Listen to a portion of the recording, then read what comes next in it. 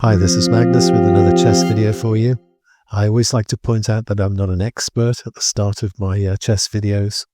I used to play chess when I was a kid, but I only ever played against my dad, and we were probably both terrible. I started playing chess again just over a year ago when I was hospitalized, and I needed something to keep my mind occupied. And so I've really enjoyed rediscovering chess.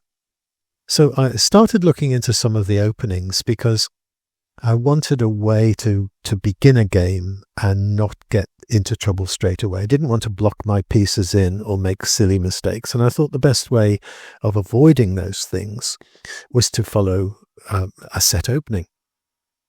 And for some time now, I've been playing what I thought was the Pirc Defence for the black pieces. So I've learned something I'd like to show you it. This is the Pirc opening. So it begins typically against E4, not D4.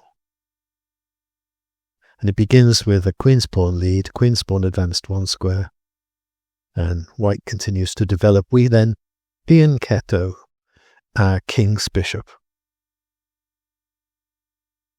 Just like this. And we reach this position. Now that's the Pirc defense. I want to show you something else now. So here's another game. We're playing the black pieces. Our opponent begins this time with D4, the queen's pawn opening. And we continue. This is a slightly different move order, but look at the black pieces.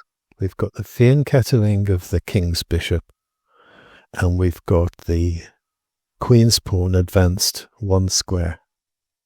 That is an identical setup to the previous game that I showed you. But here's the thing. This is not the Pirc defense. This is the king's Indian defense. So isn't that interesting? We have the Pirc here on the left, and the king's Indian defense on the right. And if you look at black's pawn structure and piece placement, it's identical in both defenses. What's different is how white is set up against us. The move order is also slightly different in the Pirc and the king's Indian defense, but as you can see, the resulting position from black's perspective is identical. What does that mean for us? Well, you can see that the placement of the C pawn on the king's Indian defense on the right here closes off this bishop on the F file, whereas in the Pirc defense there's no pawn on the C file.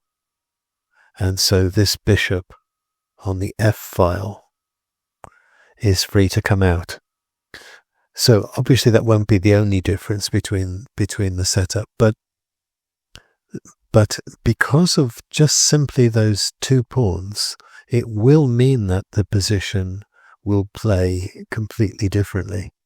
And although they look very similar to somebody like me, to people who play these defenses regularly, they will tell you that they're completely different. So, as I say, it's quite an interesting thing, and I've certainly learned something as a result of looking into this. Anyway, if that's something that's confused you, I hope it's cleared it up for you, and I'll see you again next time. Bye for now.